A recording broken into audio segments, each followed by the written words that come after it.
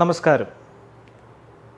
Kannur vision KIMS power വോയിസിലേക്ക് സ്വാഗതം. ഇന്നത്തെ ചർച്ചാ വിഷയം കുട്ടികളിൽ കാണുന്ന മഴക്കാല രോഗങ്ങളെക്കുറിച്ചാണ്. ഈ വിഷയത്തെക്കുറിച്ച് സംസാരിക്കാൻ കിംസ് ശ്രീചന്ദ് ഹോസ്പിറ്റലിലെ senior consultant paediatrician doctor Ashraf സാറിനെ ഞാൻ ഈ പരിപാടിയിലേക്ക് സ്വാഗതം ചെയ്യുന്നു. ആദ്യം തന്നെ വേനൽക്കാലം കഴിഞ്ഞു, മഴക്കാലം തുടങ്ങി. ഈ മഴക്കാലത്ത് കുട്ടികളുടെ ഇടയിൽ കാണുന്ന മഴക്കാല രോഗങ്ങളെക്കുറിച്ച് ഒന്ന് വിശദീകരിക്കാമോ സാർ? നമ്മുടെ മൺസൂൺ തുടങ്ങിയിരിക്കുന്നു, നമ്മുടെ കാലവർഷം തുടങ്ങിയിരിക്കുകയാണ്.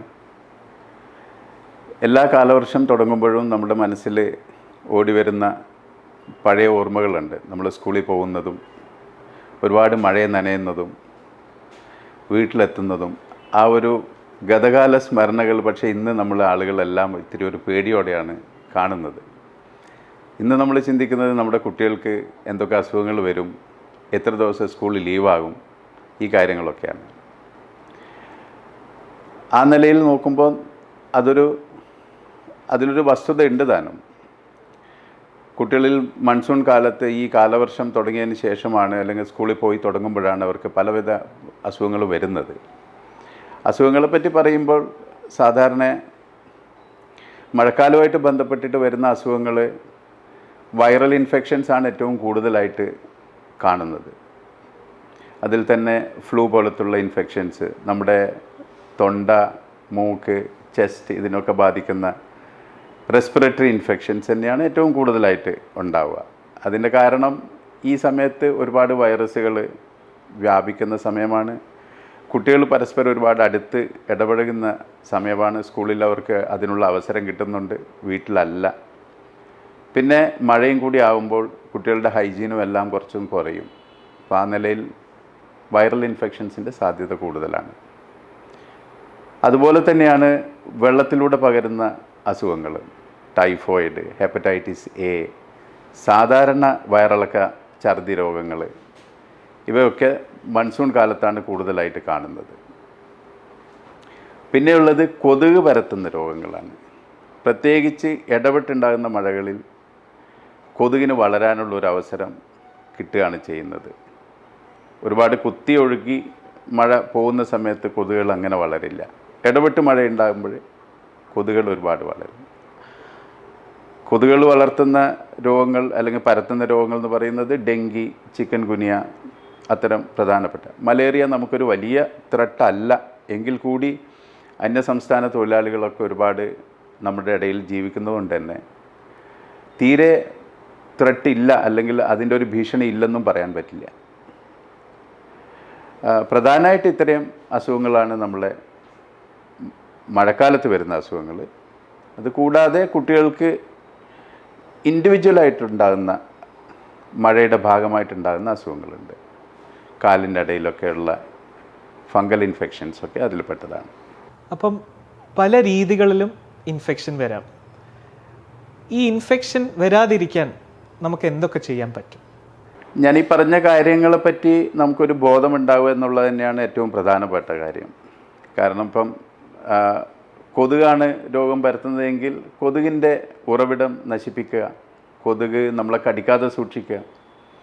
ഉറവിടം നശിപ്പിക്കുന്നതുമായിട്ട് ബന്ധപ്പെട്ടിട്ട് നമ്മുടെ തദ്ദേശ സ്വയംഭരണ സ്ഥാപനങ്ങളൊക്കെ അതിൻ്റേതായ കുറേ പ്രവർത്തനങ്ങൾ ചെയ്യുന്നുണ്ട്. അവരുമായിട്ട് സഹകരിച്ച് അവർ ചെയ്യുന്ന പ്രവർത്തനങ്ങളിൽ നമ്മോട് കൂടി സഹകരിക്കുകയാണെങ്കിൽ നമ്മുടെ പരിസരം ഒരുപാട് വൃത്തിയായിട്ട്, വെള്ളക്കെട്ടുകൾ ഒരു പരിധി വരെ കുറക്കാൻ പറ്റും.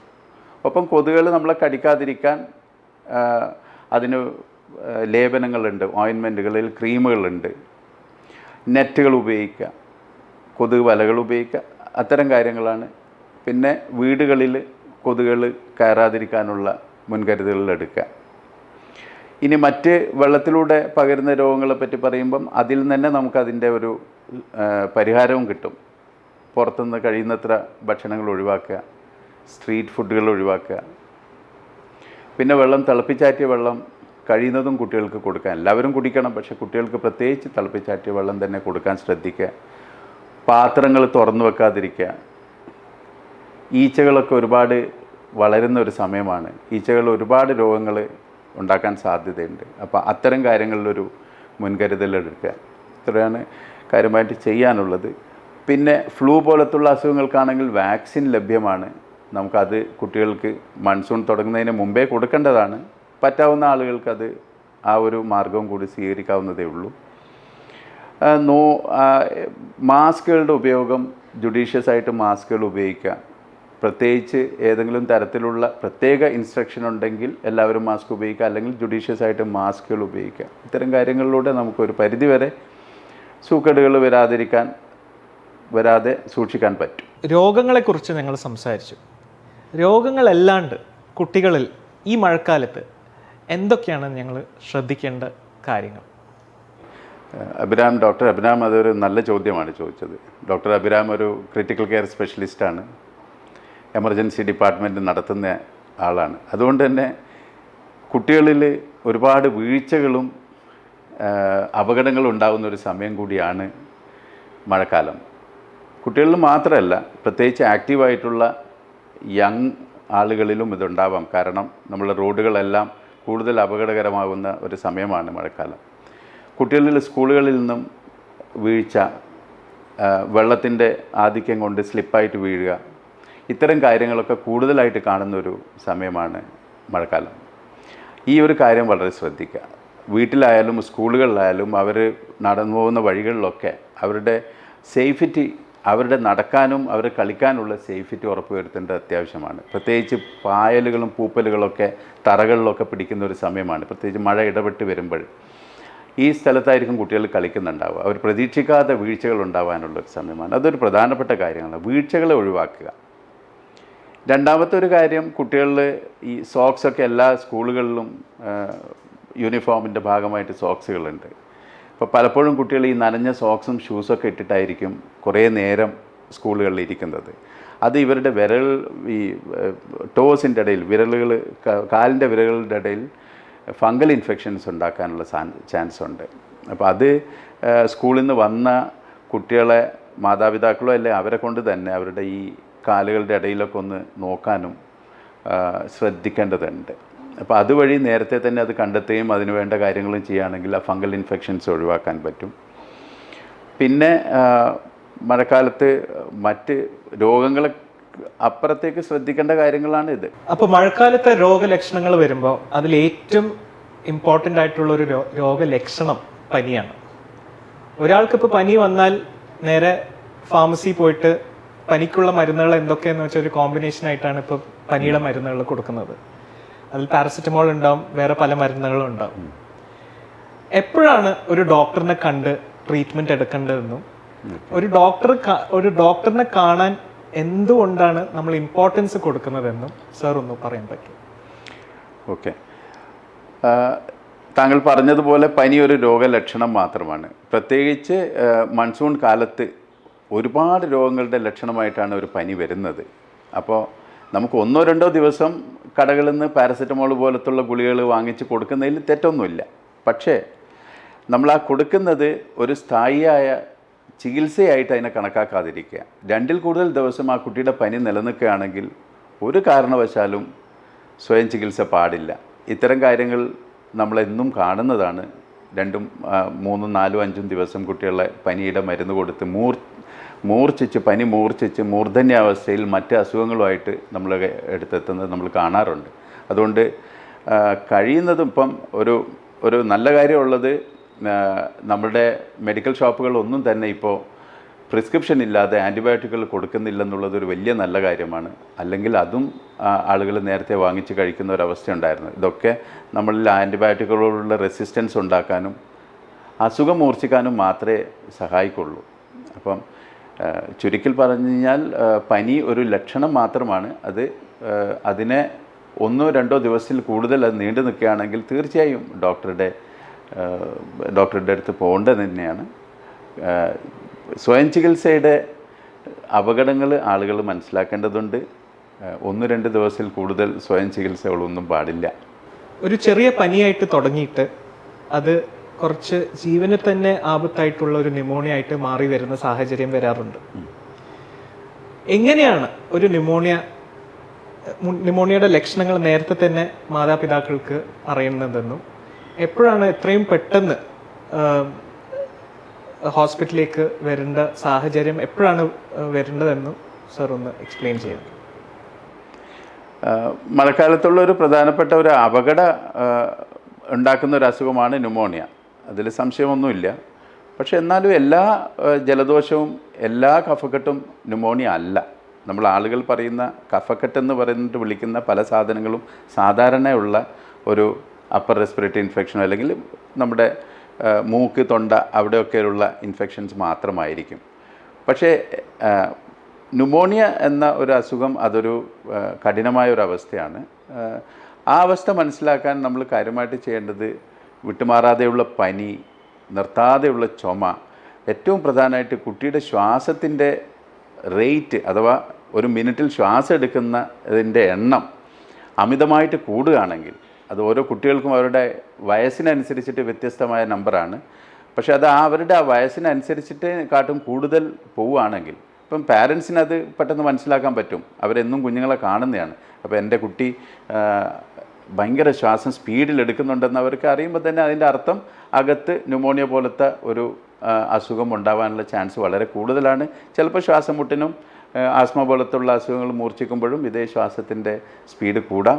പക്ഷേ ഇത് രണ്ടും ഒരുപോലെ അപകടമായതുകൊണ്ട് തന്നെ കുട്ടികളുടെ ശ്വാസത്തിൻ്റെ സ്പീഡ് കൂടുതലായിട്ട് കാണുമ്പോൾ യാതൊരു കാരണവശാലും വീട്ടിൽ വെച്ചുകൊണ്ടിരിക്കരുത്. അതേപോലെ ഹെപ്പറ്റൈറ്റിസ്, ടൈഫോയിഡ് ഇങ്ങനത്തെ അസുഖങ്ങളിൽ ചില ആൾക്കാർക്ക് ഛർദി മാത്രമായിട്ടും ആഹാരം കഴിക്കുന്ന കുറഞ്ഞതായിട്ടും കാണപ്പെടാറുണ്ട്. അപ്പം ഇങ്ങനത്തെ രോഗലക്ഷണങ്ങൾ ഉണ്ടാവുമ്പോൾ അതിൻ്റെ റെഡ് ഫ്ലാഗ്സ് എന്താണ്, എത്രയും പെട്ടെന്ന് എപ്പോഴാണ് ഹോസ്പിറ്റലിലേക്ക് പോകേണ്ടതെന്നും എത്രയും പെട്ടെന്ന് ചികിത്സ കൊടുക്കുന്ന സാഹചര്യങ്ങൾ എന്താണെന്നും ഡോക്ടറിന് ഒന്ന് പറഞ്ഞുതരാൻ പറ്റുമോ? ഹെപ്പറ്റൈറ്റിസ് നമ്മളിപ്പോൾ ഈയിടെയായിട്ട് ഒരുപാട് നമ്മുടെ കേരളത്തിൽ ഒരുപാട് ഹെപ്പറ്റൈറ്റിസ് എ ഉണ്ടായിട്ടുണ്ട്.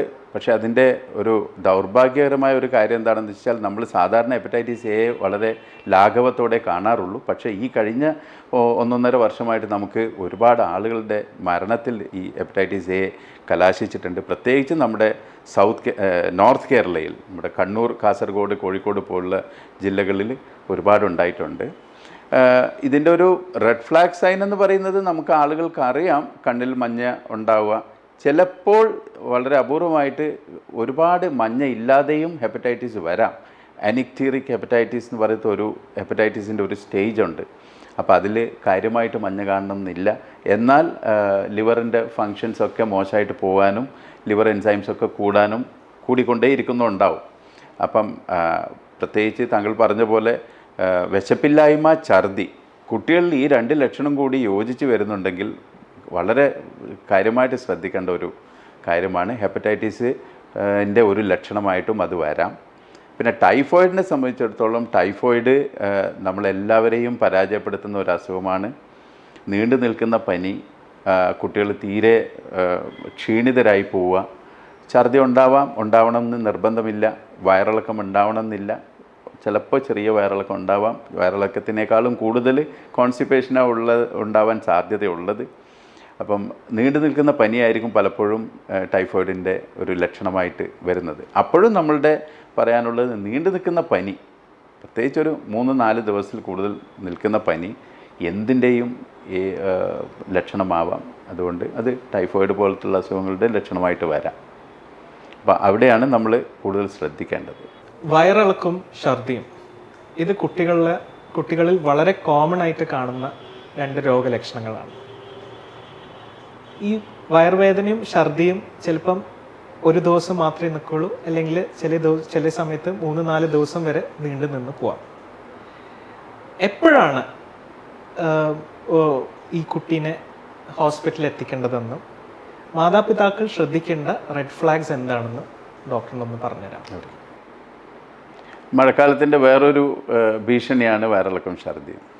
ലോകത്തെമ്പാടും ലക്ഷക്കണക്കിന് കുട്ടികളാണ്, പ്രത്യേകിച്ച് സാമ്പത്തികമായിട്ട് പിന്നോക്കം നിൽക്കുന്ന രാജ്യങ്ങളിൽ, വയറിളക്കം രോഗം മൂലം ഓരോ കൊല്ലത്തിലും മരിക്കുന്നത്, പ്രത്യേകിച്ച് 5 വയസ്സിന് താഴെയുള്ള കുട്ടികളിൽ.